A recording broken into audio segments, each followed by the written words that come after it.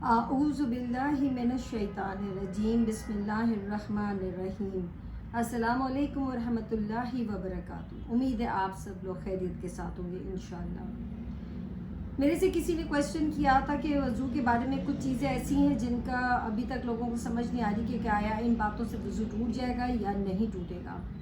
बहरहाल वज़ू टूटेगा या नहीं इस चीज़ की कोशिश करनी है, और हदीस भी है कि नबी करीम सल्लल्लाहु अलैहि वसल्लम ने फरमाया कि वज़ू अगर नहीं होगा तो आपकी नमाज भी नहीं होगी, आप कुरान पाक भी नहीं पढ़ सकती हैं। तो वज़ू का होना लाज़मी है, जिसके अंदर सबसे पहले जो चीज़ है, जो हदीस है, वो है सुनन अबू दाऊद की हदीस है। जाबिर बिन अब्दुल्ला रदियल्लाहु अन्हु से अन्हुमा कहते हैं कि हम नबी करीम सल्लल्लाहु अलैहि वसल्लम के साथ एक गज़वा में थे, तो वहाँ पे एक सहाबी को कहा गया रात को पहरा देने के लिए।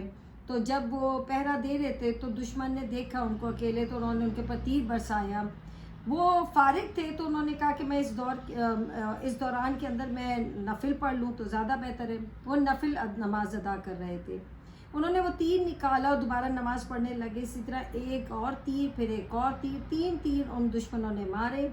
जब उन्होंने नमाज़ ख़त्म कर ली तो अपने साथी को जगाया, तो उन्होंने देखा, उन्होंने पूछा आपने पहले क्यों नहीं बताया? तो उन्होंने फरमाया कि मैं एक ऐसी सूरा पढ़ रहा था कि मेरा दिल नहीं था उसे छोड़ने को, सो मैंने पहले अपनी सूरा को पूरा किया, नमाज को पूरा किया, और फिर मैंने आपको जगाया।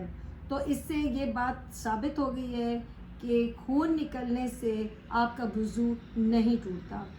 इमाम अबू हनीफ़ा के उनका कॉल है और उनकी जो ज़ाती राय है वो ये है कि खून निकलने से आपका वज़ू टूट जाता है, जबकि खून निकलने से वज़ू नहीं टूटता। अगर आप बीमार हैं, आपको कोई टेस्ट भी करवाना है, तो आप बिलाशुबा खून अपना दे सकते हैं टेस्ट करवाने के लिए।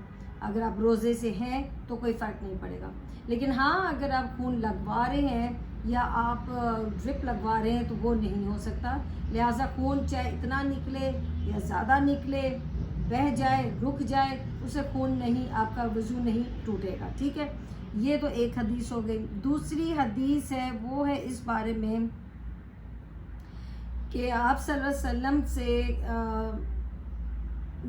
हज़रत आयशा रदियल्लाहु ताला अन्हा बताती हैं कि आप सल्लल्लाहु अलैहि वसल्लम जब नमाज़ पढ़ते थे तो मेरे पैर उनकी तरफ होते थे, किबला रुख नहीं होते तो उनकी तरफ होते थे, और जब वो नमाज के लिए सजदे करने पे जाते थे तो थपकी जैसे लगाते हैं, हाथ लगाते हैं, मैं पैर अपने सुकेट देती होती थी। जब वो सजदे से उठते तो दोबारा तो मैं फिर से अपने पैरों को लंबा कर लेती होती थी, कि वो इस तरीके से सोती होती थी।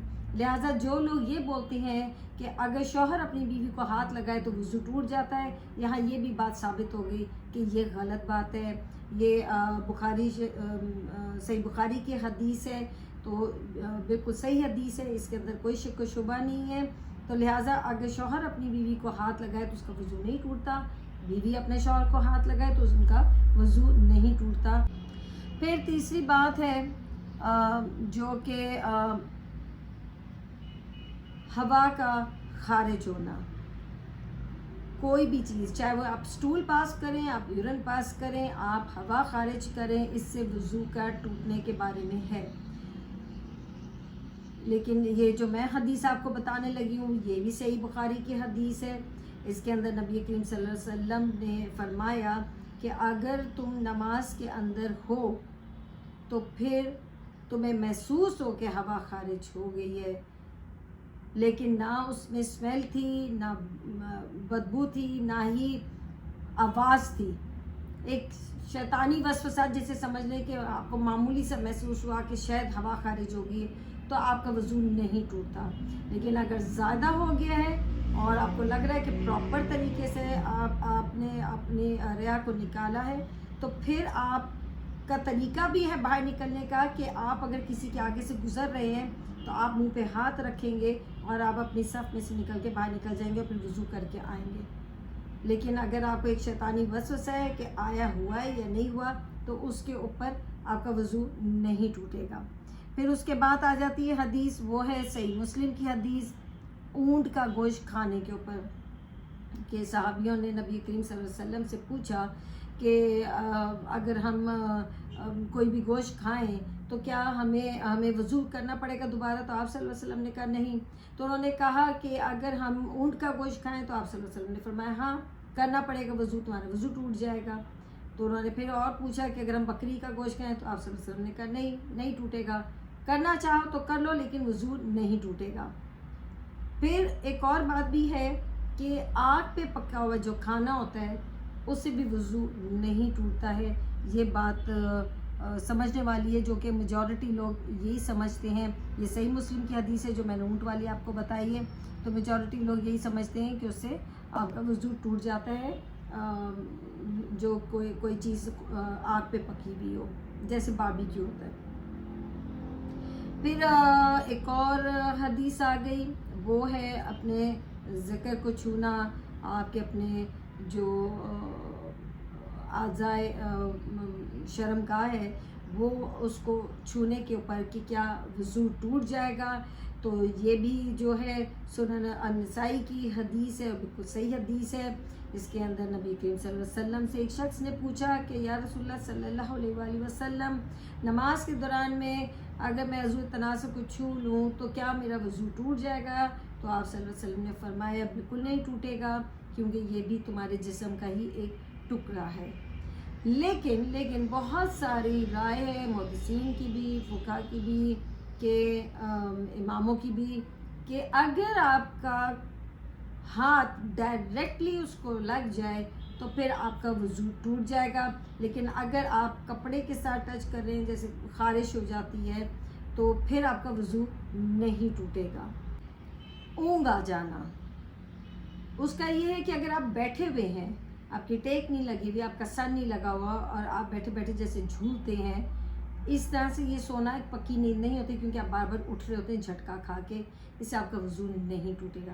لیکن آپ ذرا سے بھی کروٹ لے لیں گے اور آپ کی جو تشریف ہے، یعنی کہ آپ کے جو ہپس ہیں وہ ایک سائڈ سے اٹھ جائیں گے تو پھر آپ کا لیٹ جائیں گے آپ تو اور سو جائیں گے تو آپ کا وضو ٹوٹ جائے گا. اسی طرح اگر آپ کھڑے ہیں تو آپ کا وضو نہیں ٹوٹے گا سونے سے. ہاں آپ گہری نیند کے اندر چلے جائیں گے، یہ بھی صحیح مسلم کی حدیث ہے، تو پھر آپ کا وضو ضرور ٹوٹ جائے گا. لیکن اونگ لینے سے وضو نہیں ٹوٹے گا.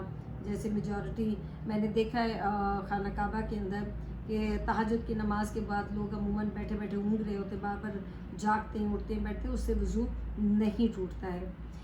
جو مین چیز ہے جس سے میرے سے کسی نے پوچھا تھا کہ بچوں کا ڈائپر چینج کرنے کے لیے کیا اس کے بعد وضو ٹوٹ جائے گا؟ تو اس میں ایسا ہے کہ دو مسئلے ہیں. اگر آپ اس کو ہاتھ سے صاف کر رہے ہیں، دھلا رہے ہیں، تو آپ کا ہاتھ اس بچے کی شرمگاہ پہ لگ رہا ہے تو پھر اس کا وضو، آپ کا وضو جو ہے وہ ٹوٹ جائے گا. ٹھیک ہے، تو ان باتوں کی احتیاط کیجیے گا.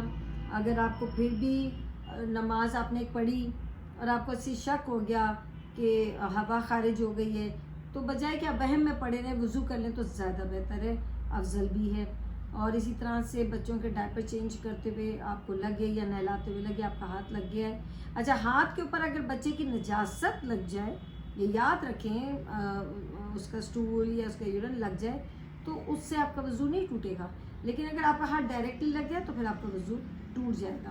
تو لہٰذا یہ چھوٹی چھوٹی چیزوں کے لیے احتیاط کریں اور زیادہ اپنے دین کو مشکل مت بنائیں.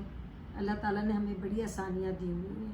آپ سب اپنا بہت خیال رکھیں، خوش رہیں، خوش رکھیں. خوش رکھنا زیادہ ضروری ہے. السلام علیکم ورحمۃ اللہ وبرکاتہ.